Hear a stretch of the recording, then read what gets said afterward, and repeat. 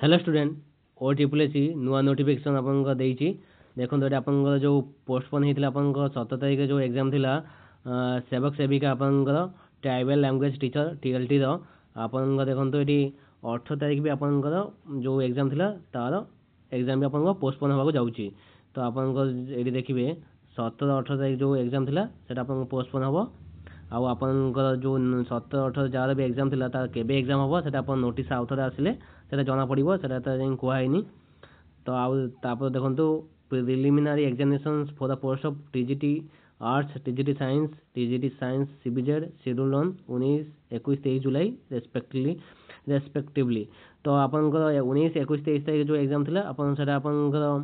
सेही टाइम रे हबो किंतु जो 17 और 18 थिला सेटा आपनकर चेंज हेगी केबे आपन एग्जाम हबो सेटा आपन नोटिस आपन ओटीपीएस देई दबो किंतु एबे देइनी तो आप व्यस्त हूँ जो मान कारण ओडिशा आपन 17 तारिख ओडिशा बंद अच्छी